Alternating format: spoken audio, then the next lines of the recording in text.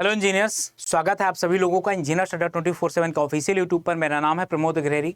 आज मैं आप लोगों के लिए एक स्ट्रेटजी बताने वाला हूं। यहाँ पर आप ये देखेंगे कि आप पढ़ाई तो बहुत कुछ कर लेते हैं, लेकिन जब बारी आती है रिवीजन की तो वहाँ पर हमसे गलतियाँ हो जाती हैं। मतलब हम रिवाइज़ नहीं कर पाते चीज़ों को। रिवाइज़ करने का क्या, टाइम ही नहीं मिलता रिवीजन करने का।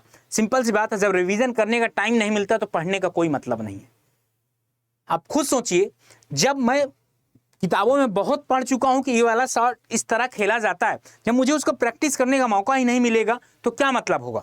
तो आपके लिए सबसे बढ़िया स्ट्रेटजी है किस तरीके से रिवाइज किया जाए, रिवीजन को ज़्यादा से ज़्यादा चीज़ें में फोकस क्या किया जाए, जिससे क्या की पॉइंट हो सकते हैं हमारे रिवीजन करने के लिए। इन सारी बातों पर मैं यहाँ पर बात करने वाला हूँ। और हाँ, अगर आपको सेशन अच्छा लगे तो ज़रूर स्टार्ट से लेकर लास्ट तक देखिएगा। सेशन को लाइक ज़रूर कर दीजिएगा और आपकी तरफ से अगर कोई कमेंट हो तो ज़रूर कमेंट डालिएगा। तो चलो तो बता दूं आपके लिए, क्योंकि आप लोग पढ़ाई करते हो, आपको पता है कि अभी आपका कितना टाइम बचा हुआ है, 50 दिन। अभी आपका जहां तक देखा जाए आज नियर अबाउट, अगर मैं 20 मानूं, 18 से 20 मानूं तो 10-10, 20, 30-20, 50 दिन आपके पास और है आपकी ज़िंदगी। मतलब आप चाहें तो 50 दिन में आसानी से निकाल सकते हैं। ऐसा नहीं कि आपने पहले कुछ पढ़ा नहीं होगा, आपने पहले बहुत कुछ पढ़ा होगा। बस अब बारी है उसको क्या करने की, बस बारी है अब उसको रिवाइज करने की। उसको क्या करने की, रिवाइज करने की, ठीक ना। तो करना क्या है, यहाँ पर कौन कौन से की पॉइंट होंगे, सबसे बेस्ट टाइम कौन सा होगा कि रिवीजन करने के लिए सबसे बेस्ट टाइम कौन सा होगा। मैं बता दूं, सबसे बढ़िया टाइम जो होता है रिवीजन करने का वो होता है जैसे अभी आपने पढ़ लिया, ठीक ना। जैसे अभी आपने पढ़ लिया, आज मेरा ये चैप्टर या यूनिट में अगर बात करूं, अगर मेरा यूनिट ने बात कर इसीलिए पहले चैप्टर फिर यूनिट, लेकिन अब मैं सब्जेक्ट की बात करूंगा, क्योंकि अब बात आती है सब्जेक्ट की। अब आपके पास इतना टाइम नहीं बचा हुआ है कि आप यूनिट या चैप्टर की बात करें।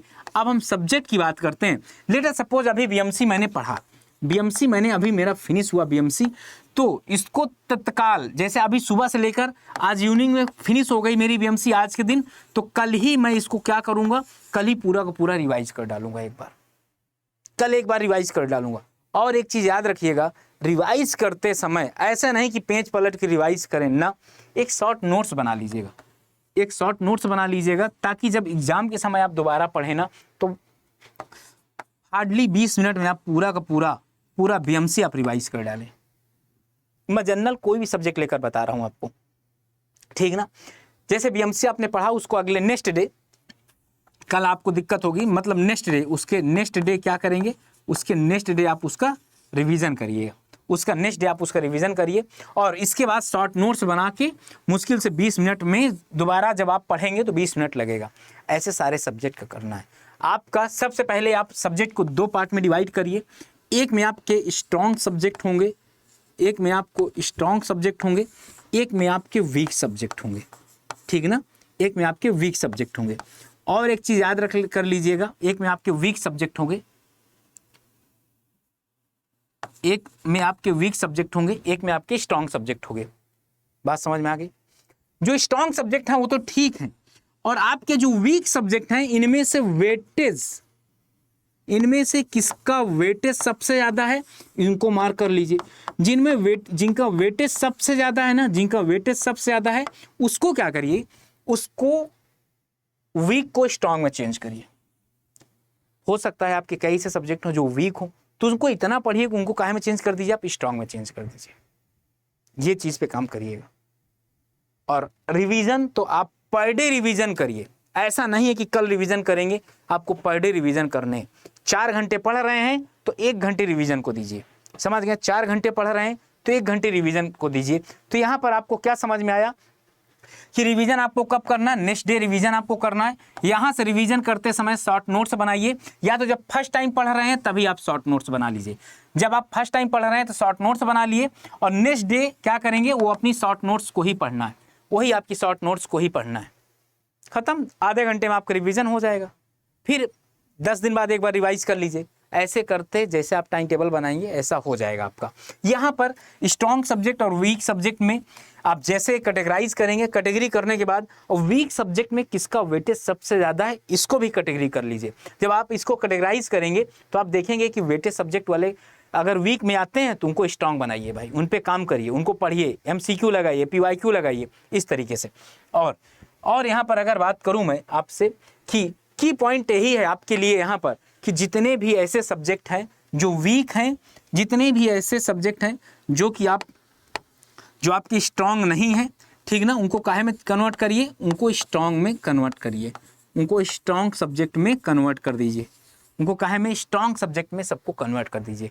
हो सकता है 2-4 सब्जेक्ट रह जाएं, उनको रहने दीजिए, सब में फोकस नहीं करना। बहुत ऐसे बच्चे हैं ना जो पता किस में फोकस करते हैं, सर ब्रिज पढ़ा दीजिए, टनल पढ़ा दीजिए, भैया वो नहीं पढ़ना, आपके लिए यही सफिशिएंट है। तो आपने क्या सीखा यहाँ पर, आपने सीखा ये, मैं आपको बता दूं पूरा का पूरा होलसम क्या सीखा आपने सीखा ये कि आपके जो भी वीक सब्जेक्ट है उनको आप स्ट्रॉन्ग सब्जेक्ट में कन्वर्ट करिए, पहला पॉइंट। दूसरा पॉइंट, जिस दिन आपने पढ़ा है, जब आप सिलेबस को पढ़ रहे होंगे, यहाँ से शॉर्ट नोट्स बनाना है, यहाँ से आपको शॉर्ट नोट्स बनाना है और इन्हीं शॉर्ट नोट्स का नेक्स्ट डे रिवीजन करना है। क्योंकि अगर बच्चे करते हैं कि यहाँ शॉर्ट नोट्स ना बना के ये मेन वाली बुक खोलते हैं जो कि 300 पेज की होगी, इसको पढ़ने में टाइम लगेगा, और शॉर्ट नोट्स आपका 25 पेज में बन जाएगा, तो ये तुरंत आपके रिवीजन हो जाएगा। तो ये आपके लिए टिप्स था। और एक चीज़ आपको बता दूं कि अगर आपने अभी तक पढ़ाई करना नहीं स्टार्ट किया है, अगर आपने किसी कारणवश अभी तक अपने आप को स्टार्ट नहीं किया पढ़ना, तो स्टार्ट कर दीजिए, क्योंकि अभी भी है भाई आपके पास मौका। मैं बता दूं, आप खुद सोचिए, अगर आपका सिलेक्शन 1 या 2 नंबर से रह जा रहा है, 1 या 2 नंबर से रह जा रहा है, यार ज्वाइन कर लो, इंजीनियर्स अड्डा आपके साथ है। कितना रुपए लग रहा है, वो जो 1 से 2 नंबर है, 5 नंबर रुक जा रहा, बढ़ जाएगा आपका, तुरंत आपका सिलेक्शन हो जाएगा। नहीं भाई ऐसे ही रहेगा। AJEE में जाने के बाद SSC JEE, मैं बता दूं, देखिए आपके लिए अभी भी यहाँ पर डबल वैलिडिटी है, डबल वैलिडिटी है। जैसे कि आप ये देख लीजिए, शंखनाद बैच ले लीजिए, 1624 रुपये दिखा रहा, बताओ 9 + 9 18 मंथ की वैलिडिटी। इसमें आप करना क्या है, अभी इससे भी कम में हो जाएगा, अभी आपका एक कोर्स इससे भी कम में हो जाएगा। सर कैसे, आप करिएगा, एक कूपन कोड है Y579 अप्लाई करिए, बताओ 1494 रुपये का पड़ रहा, कितने का, 1494 रुपये का पड़ रहा, और इससे कम में क्या चाहिए आपको बताइए। 1494 शंखनाद बैच, डबल वैलिडिटी 18 महीने का।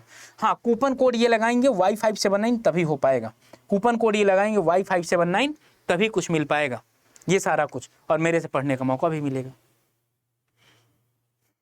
आप चाहें तो महापैक भी ले सकते हैं, महापैक भी इसी तरीके का मिलेगा, ठीक। वहां पर भी आपको कूपन कोड Y579 लगाइएगा अगर मैक्सिमम डिस्काउंट लेना है तो फिर ओके। आई होप आपको वीडियो अच्छी लगी हुई हो तो जरूर एक बार सेशन को लाइक करिएगा। Thank you for watching.